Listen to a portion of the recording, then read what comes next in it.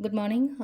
Ngasi sagun se numit ko sagun se numit ki card ki message ing minner se ado sagun se numit se aham bada number ko number se 25 lere aduga kaladana hangapan gumba kai gumba dumai shina bi bai ko sagun se numit se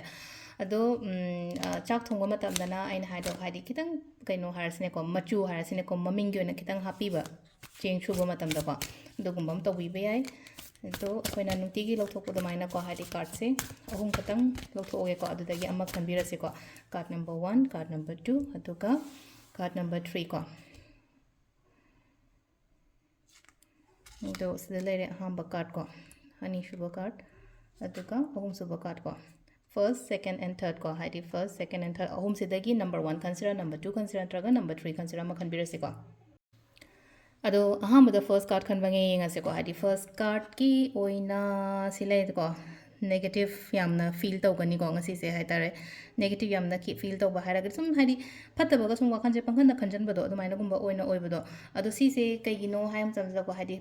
financial खतंग हाइतारे को obstacles गुंबा लैबे याय को ngasi से हादी पैसा नुसागी ngata ngai thok ngai sin oiro aina pami bodo Hadi Lakpa फंगदबा खोतबा ताइन अदुम ओइबे शुए नत्रगा मीनागा पैसा मिंगोंदागा पीगदबा लैरागा आइंगोंदा लैतबगी अदुगी हादी को Hadi financial struggle खतंग लैबा अदुमाइना ओइना ओइ को ngasi gi numit se Hadi पैसा नुसागी टेंशन गुंबा कई गुंबा खरा लैबे केम खन गनो को से हाइतारे को अदुम सिदा लैसे हादी मतम खितंगी दमक्तनी ngasi खतंगनी नंगनद्री से हयें नत्र हचितैदी फनीदा काइना अदुमाइना खंदोकपिबा हाइतारे को सिदा अखोगी अहंबा खनबा ngैगी ओइना हाइरागदी को फर्स्ट कार्ड को सेकंड कार्ड खनबा ngai सेकंड कार्ड से लेनो को हादी खितंग सिदा लेनो को डिसअपॉइंटेड ओइरागा लै को ngasi से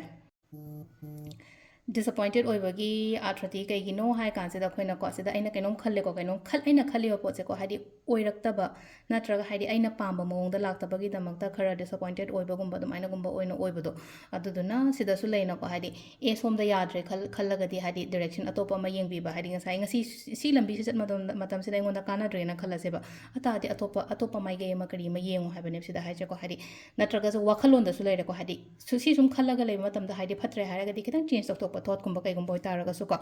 अदुगा अहुम सोबसिना सिलैसे को थबैं खांग तोबदा कानागनी को ngasi से मीना दुम मसक खंगबा हाइतार को समना हाबदा आइना चटलुबा खोलुबा मतमदा मीनागा व्यवहार तौबिबा खोपिबा अदुमबसु अदुमाइन तौरगा लैरि को सिदा अदु खतंग नतना कोइना कानाबा हारसिना को पेंटिकल्स ने लाइसे को पेंटिकल्स से हादी पैसा का दुम हाइपेट केनो चांगदम न बयाय को अदुन हादी प्रॉफिट कुंबा लैबा खोपा अदुमाइन गुंबा ओइना लैबा आइना ngasi gi ओइना को अदुगा अखोइगी टाइमिंग सिना अयुकी पुंग 4 गा मिनिट 58 दैना 3 गा मिनिट 9 फाउंग लेरे अदगी मु 10 गा मिनिट अमदगिना पुंग 3 गा मिनिट 3 फाउंग लेरे को अदगी मु 4 गा मिनिट 94 दगिना पुंग 8 गा मिनिट 4 फाउंग लेरे अदगी नुंगदांग अथेंगबैना 13 गा मिनिट 92 दैना पुंग 1 गा मिनिट 2 फाउंग लेरे को सिजना अहिंगिनी को अदुगा नोंगालमदाइगिना 2 गा मिनिट 12 दगिना पुंग नोंगालमदाइगी 5 फाउंग लेरे को सिजना होइगी ngasi ओइना अफबा टाइमिंग को अदो सिदा लेरे कोइगी डेली कार्ड मैसेज को हादी सगोन से नुमित की मैम सिदा लेरे तो मखाता वीडियो से मुको नेमिनर से थैंक यू